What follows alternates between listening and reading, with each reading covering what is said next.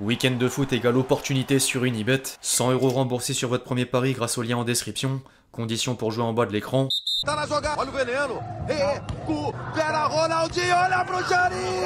Toujours le même magicien. L'équipe, j'espère que vous allez bien.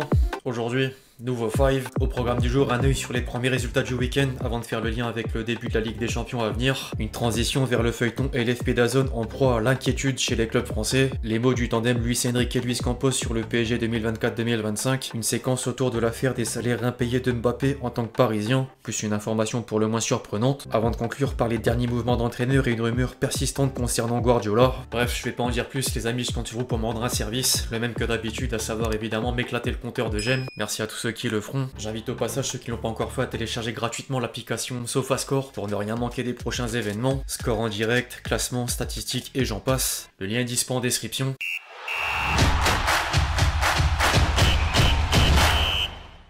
La reprise du foot de club aura démarré fort au sein des 5 championnats majeurs. Vendredi, Dortmund a battu Heidenheim grâce en partie à un doublé d'Adeyemi et prenait provisoirement les commandes de la Bundesliga. En parallèle, la Ligue 1 assistait au réveil de Saint-Etienne. Les Verts ont fait tomber Lille sur le plus petit des scores et ouvrent enfin les compteurs après une entrée en matière difficile. Le LOSC qui est au plus mal à 2 jours du premier choc en Ligue des Champions, nouvelle formule. Les Dogs ont enchaîné 3 défaites toutes compétitions confondues et devront relever la tête mardi sur la pelouse du Sporting. Au passage, le spécialiste en stats Opta vient de sortir un panel de probabilités de victoire de chaque équipe dans la meilleure des compétitions. Manchester City a toujours le plus de chances de soulever la coupe aux grandes oreilles devant le Real Madrid et le premier club français n'est que 9ème. Fin de la partie Coupe d'Europe pour revenir à un autre aspect de Saint-Etienne-Lille. Au-delà du résultat, le match d'ouverture de la 4ème journée de Ligue 1 a été marqué par une banderole des supporters stéphanois dans le COP Sud malheureusement fermé pour l'occasion. Droit TV, programmation, copinage, incompétence, club en ruine. À quand le passage en commission de discipline pour les fossoyeurs du foot français ? Transition toute faite. Au lendemain de la réélection de Vincent Labrune, les problèmes commencent au sein de la LFP. Jeudi, le Sénat a décidé d'effectuer un contrôle sur pièces et sur place de la commission d'enquête de la Ligue avant un premier bilan à charge du sénateur de l'Isère. Laurent Lafont révélait que la gestion du foot français est catastrophique, de remise en question en remise en cause. Les chiffres sont plus proches du championnat slovène que du championnat anglais. Les frais de fonctionnement interne explosent en même temps de voir une baisse de revenus drastique de la Ligue 1. L'absence de stratégie quant à l'accord CVC d'1,5 milliard d'euros après l'arrivée de DAZN, plus cher pour le consommateur malgré une qualité moindre du produit, et j'en passe. Résultat, les clubs français s'inquiètent de plus en plus. Rien n'exclut de revoir un dénouement à la Media Pro et le retour de Canal+ au premier plan dans les prochaines semaines. En parlant de Canal+, un certain Comboiré tenait à défendre le diffuseur historique en conférence de presse. Je suis de la génération Canal+, on a perdu un grand partenaire. Canal, c'est pas un diffuseur, c'est la famille. J'ai jamais pu concevoir la Ligue 1 sans Canal+, c'est une hérésie, c'est même une grosse connerie. Je le dis avec mes mots, mais je sais de quoi je parle, tant en termes de droits TV qu'en qualité de prestation. Ils ont toujours tout fait pour que le championnat soit reconnu. Vous pouvez mettre les diffuseurs que vous voulez, ils peuvent pas lutter avec Canal+. 40 ans de présence, ça se remplace pas comme ça, c'est pas possible. L'expertise, les compétences, tous les consultants qu'ils ont toujours. L'abonnement DAZN, je vais le prendre. J'ai pas le choix dans le sens où je dois montrer l'exemple et surtout c'est mon travail. L'entraîneur nantais respecte néanmoins le choix des présidents. Ils ont décidé de faire à nouveau confiance à Vincent Labrune. Ils sont mieux placés que moi pour savoir ce qu'il va apporter au football français.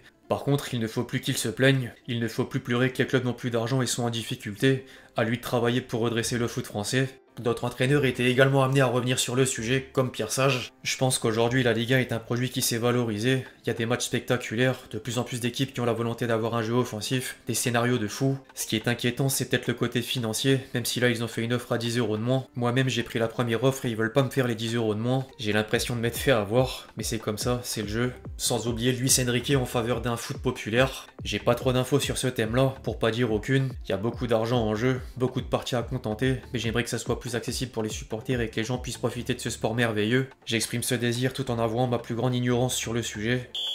Dans le reste de la conférence de presse, l'entraîneur parisien jugeait certains joueurs du PSG, à commencer par Barcola. On le protégerait s'il n'y avait pas de journalistes. Tout le monde parle de Bradley maintenant, mais rappelez-vous, après Newcastle à domicile, on disait qu'il pouvait pas jouer, qu'il était pas prêt pour la Ligue des Champions. Notre chance, c'est qu'il a une personnalité très équilibrée, il est plein de bon sens, il est humble, il a de bonnes valeurs familiales, et ça se remarque. C'est pour ça qu'il a pu gérer ses moments avec calme, alors qu'il avait raté des occasions. Et là, c'est le meilleur joueur du monde. C'est une version de Barcola très forte car il s'est amélioré, mais il y a des hauts et des bas dans une saison. Et excusez-moi, mais la presse veut toujours que ça soit blanc ou noir. Il y a beaucoup de nuances et de notre côté, nous sommes très calmes. Propos similaires à moindre mesure concernant Fabian Ruiz. Pour moi, c'est la même chose que Bradley. L'année dernière, c'était l'un des meilleurs joueurs de notre effectif. Son Euro avec l'Espagne a été exceptionnel. Je suis ravi que les joueurs donnent le meilleur d'eux-mêmes, que ce soit en sélection ou en club. Au passage, la rumeur d'un intérêt du Real Madrid vient de s'élargir jusqu'au Barça. Les quotidiens catalans rapportent que les dirigeants barcelonais envisageraient de proposer un échange de Jong-Fabian Ruiz dans les prochains mois. Difficile cependant d'imaginer une telle opération. Les compliments de Lucho sont ensuite passés par Dembélé. La seule recommandation pour Ousmane, c'est toujours de chercher le joueur qui soit le mieux positionné dans le dernier tiers du terrain. Ils vont tous marquer et faire des passes décisives. C'est pas nécessaire qu'un joueur marque des buts. La saison passée, Ousmane n'a pas marqué beaucoup de buts, mais pour moi, ça a été l'un des joueurs les plus décisifs. Avec ce qu'il génère dans les phases de jeu, une équipe c'est comme un orchestre. Tout le monde ne doit pas jouer de la guitare, de la flûte, de l'harmonica ou du tambour. Chacun son instrument. Ce qui est important, c'est la coordination totale. Tous ensemble à la recherche du même objectif. Venez compléter la liste, Kolo Muani. C'est un joueur de très haut niveau. Une énorme pression pèse sur lui car il est venu dans son club et sa ville. Je le vois chaque jour plus en confiance, plus relâché. Il a marqué des buts et c'est quelque chose qui permet de mieux conditionner un attaquant. On peut améliorer la version de Kolo Muani et je pense que vous allez le voir plus libéré, trouver sa plénitude. En parallèle, Luis Campos faisait parler de lui après quelques mots sur le nouveau projet sportif parisien lors d'un événement au Portugal. Nous avons un projet qui a changé. Personne ne nous a imposé l'obligation de gagner la Ligue des Champions. C'est probablement nous qui avons exigé de gagner tout, notamment parce qu'un club comme le nôtre vous donne cette force. Nous abordons chaque match avec l'envie de gagner. Si nous gagnons la Ligue des Champions, ce sera parfait. Le conseiller sportif évoquait ensuite le mercato estival jusqu'à citer certains noms liés au PSG, dont Osimhen. Il a été étudié comme une des possibilités, mais nous avons conclu que nous étions très satisfaits de Gonzalo Ramos, Kolo Muani et Marco Asensio. Je comprends qu'on m'associe à Osimhen puisque je l'ai amené à Lille depuis Charleroi et je le connais depuis qu'il a 16 ans. Nous entretenons d'excellentes relations et nous nous respectons beaucoup. Le journaliste devait néanmoins s'arrêter à Lamine Yamal. Si tous les joueurs qui sortaient dans la presse liés au PSG étaient là, nous aurions 5 étoiles par poste. Or, nous n'en avons besoin que de 2. Bien sûr, j'aime Lamine Yamal, mais aussi Dembélé, Barcola, Kangenli, Marco Asensio, Gonzalo Ramos. Des joueurs fantastiques d'une qualité énorme. Dire que Lamine Yamal n'est pas un grand joueur serait une énorme erreur. Au rayon extra-sportif, le PSG ressort d'une semaine assez particulière. Les avocats de Mbappé et les hommes de main de Nasser Al-Khelaifi avaient rendez-vous devant la commission juridique de la LFP dans le cadre de l'affaire des salaires impayés à hauteur de 55 millions d'euros. Résultat, le joueur remporte la première bataille. La Ligue a ordonné au club de la capitale de verser la somme et les deux parties pourraient encore faire durer le conflit. Les dirigeants parisiens ont vite refusé la décision, mais la star tricolore devrait saisir la justice, quitte à amener son ancien club vers une lourde sanction. Le PSG a des chances d'être interdit de recrutement. Affaire à suivre. En parallèle, un ami du président parisien continue bizarrement de taper sur Mbappé à l'antenne. Il y a énormément de Brésiliens au Real Madrid et les Brésiliens sont potes avec Neymar. Neymar et Mbappé, ça a toujours été la guerre. Neymar a fait un papier concernant Mbappé aux autres Brésiliens et leur a dit que c'était catastrophique de jouer avec lui.